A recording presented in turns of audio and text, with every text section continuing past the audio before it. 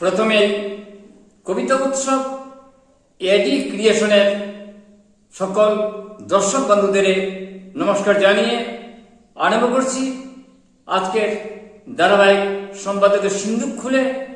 আজকের পর্বে রয়েছে বরাকের নতুন দিগন্ত সাপ্তাহিকের এই সপ্তাহের অতি সংক্ষিপ্ত আলোচনা 19 জুন থেকে 25 জুনের সংখ্যার আলোকপাত। এবারের সম্পাদকীয় পশ্চিমবঙ্গ দিবস ইতিহাসের আলোয় পরিচয়, সংস্কৃতি ও ভবিষ্যতের অন্বেষণ। এই পত্রিকার সম্পাদক মিতাদার পুরকেস্ত অতি সুন্দরভাবে প্রেক্ষিত ইতিহাসের আলোচনা করেছেন এবং তার মতামত এই সম্পাদকীয়তে রয়েছে। অত্যন্ত ভালো সমৃদ্ধ রচনা। বরাকের নতুন দিগন্ত সাপ্তাহিক শিলচর শ্যামাপ্রসাদ রোড থেকে নিয়মিত অনলাইন অফলাইন বেরোচ্ছে।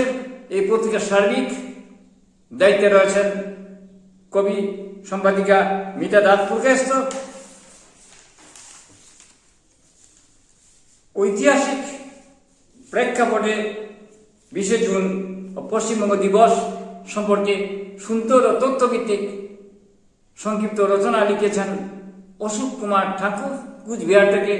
এই নিবন্ধ পশ্চিমবঙ্গ দিবস এর ইতিহাস টেনে তিনি কিছু তথ্য উপস্থাপিত করেছেন, যা পড়ে আমরা ঋদ্ধ হয়েছি। অত্যন্ত ভালো রচনা। খুব মিষ্টি গল্প লিখেছেন বণিক রঞ্জন। সমল বণিক রঞ্জন একজন কবি, কিন্তু তার হাতেও সুন্দর অনুগল্প হয়। আলেয়া নয়, আলো। অত্যন্ত সুন্দর ঝরঝরে গদ্য ভাষায় একটি ছবি তিনি গল্পে টেনে এনেছেন। সৌমিত্র মজুমদার কলকাতা থেকে কবিতা লিখেছেন সময়ের পাঁকের চক্রে। তিনি সময়কে নিয়ে তার কবিতার একটা অংশে তিনি লিখেছেন, কোনো শক্তি পারবে না তখন অক্ষমকে সক্ষম করতে, অশক্ত জীর্ণ শরীরে পৌঁছাবে একদিন, অনিশ্চিত সময়ের অপেক্ষা কঠিন। এইভাবে সুন্দর বাক্য বিন্যাসে তার কবিতা উজ্জ্বল হয়ে আছে। ভালো লিখেছেন তিনি। মুক্ত গদ্য লিখেছেন হজ রলব অলোক জানা, পড়তে অন্যস্বাদ দিল, ভালো লাগলো। আমি কবিতাবকের কবিতার অনুভব স্পর্শ করছি।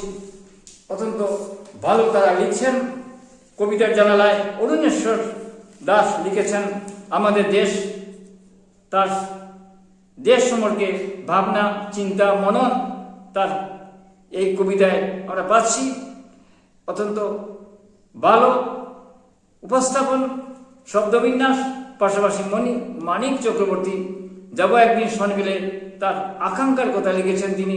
সনবিলের দৃশ্যপট ছবি তার কবিতায় ধরা পড়েছে। প্রকৃতি প্রেমিক মানিক চক্রবর্তীর কবিতা ভালো লাগলো এবং অরুণেশ্বর দাসের আমাদের দেশ কবিতার মাঝেও স্বদেশ চেতনা এবং তার মনন আমরা দেখতে পাচ্ছি। ভালো লাগলো দুটি কবিতাই। তার সম্পর্কে পশ্চিম মেদিনীপুর থেকে লিখেছেন ফ্রেমের বাইরে অন্যরকম কবিতা, ভিন্ন আঙ্গিকের কবিতা তিনি লিখলেন। তার পংক্তিতে এইরকম হারিয়ে যাওয়া মানেই মুছে যাওয়া নয়, কিছু কিছু জীবন ছবি হয়ে গিয়েও অনেকদিন ধরে কথা বলে অনবরত। অনেক কিছু আছে আমরা বলতে পারি না, কিন্তু মনের ভেতর তা ঘুরপাক খায়। সেই কথাই তিনি বারবার তার কবিতায় চলে এসেছে।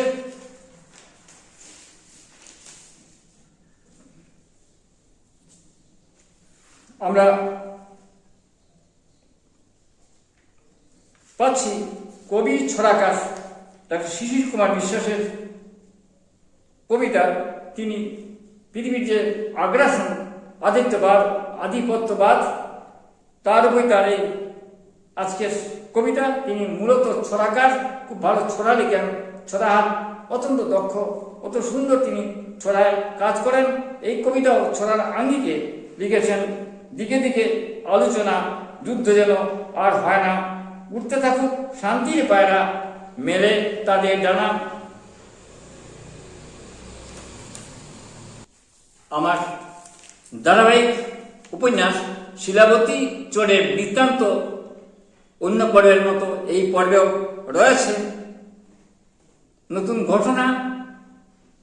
বরাকের শেষ রাজা গোবিন্দচন্দ্র নারায়ণ এবং রানী ইন্দুপ্রভাকে ঘিরে এই উপন্যাস এগিয়ে গেছে।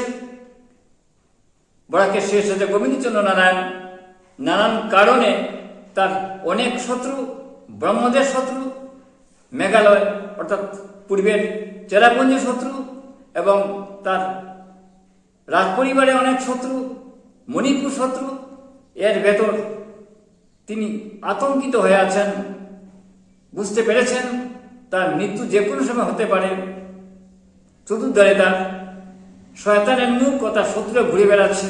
তাই তিনি খসপুর থেকে নিরাপদ স্থান দুধপালে চলে এসেছেন, কিন্তু সেখানেও শত্রুরা পিছপা ছাড়েনি। নানান ঘটনা ঘটছে। নদী থেকে ছিনতাই করে নিয়ে যাচ্ছে, অপহরণ করে নিয়ে যাচ্ছে অনেক কুলবধূকে। নানান ঘটনায় আতঙ্কিত রাজ পরিবার। এই নানান দৃশ্যপট, নানান ঘটনা এই উপন্যাসে রয়েছে। বরাকের এই অঞ্চলের ইতিহাস, মিথ, লোককথা, জীবন চর্চা, নানান কথাই বরাকের শিলাবতী চোরের বৃত্তান্ত রয়েছে এবং কিভাবে ধ্বংসের দিকে কাজা রাজ পরিবার যাচ্ছে তার একটুখানি আভাস এই পর্বে রয়েছে। আপনারা অনুগ্রহ করে পড়বেন বরাকের নতুন দিগন্ত। এবং আমরা পুজোর আগেই ধূপমালাটের ভেতরে পাঠকের কাছে তুলে দিতে পারবো বলে আমাদের প্রকাশিকা, নতুন দিগন্তের প্রকাশিকা সংকেত দিয়েছেন। হয়তো আমরা পাঠকের কাছে তুলে দিতে পারবো, কারণ অনেকেই উপন্যাসটা জানতে চেয়েছেন। কারণ এটার সঙ্গে জড়িয়ে রয়েছে বরাকের জীবন, জড়িয়ে রয়েছে ইতিহাস এবং আমাদের পরম্পরা, অনেক কিছু। আজ এখানে শেষ করছি। প্রকৌশলগত ত্রুটির জন্য অনেকের লেখা পাঠ করতে পারিনি, কিন্তু তাদের লেখা সম্পর্কে আমার অভিব্যক্তি ব্যক্ত করেছি।